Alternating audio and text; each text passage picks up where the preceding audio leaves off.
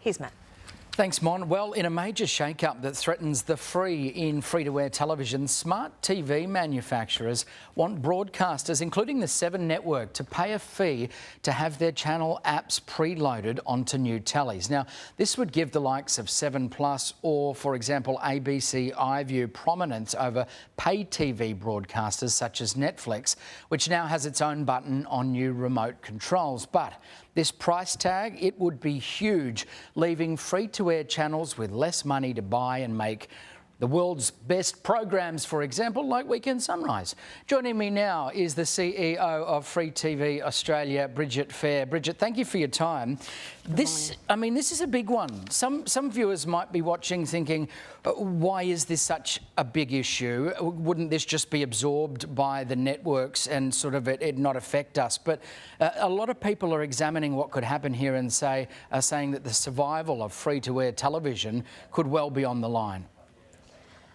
Thanks, Matt. Look, there's two real issues here. One is obviously free-to-air broadcasters are an advertiser-funded business, so it's really important that we're able to reach our audiences, and that's why we've been making efforts to make sure that we're able to be accessed both over the air and through our new streaming services.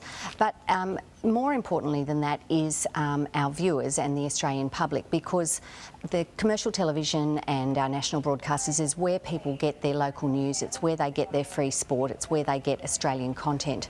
So if we want a society where people have access to those things, we have to pay attention to this issue and make sure that people are able to access their local television services easily. And as Anthony Albanese has said, the key here really is the word free, which is a rare thing as TV sort of continues evolving as it is at the moment. People are paying so much for subscriptions in so many different areas, so preserving a free offering is really vital. What will viewers notice if manufacturers follow through with this threat?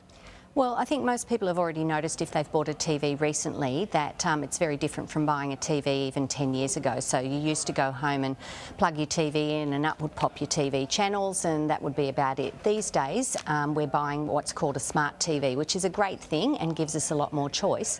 But it also means that it's up to the operating system within that television to guide the person as to how to find the services that are available.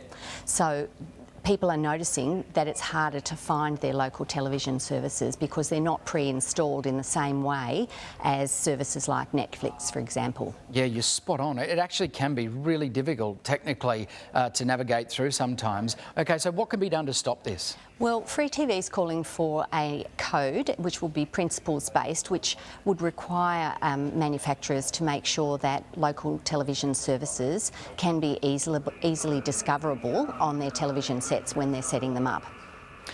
Bridget, thank you so much for talking us through this. A big few months and longer ahead as this battle rages on. Much appreciated your time this morning. Thanks, Matt. Our commercial-free 45 minutes is up next ahead on Weekend Sunrise.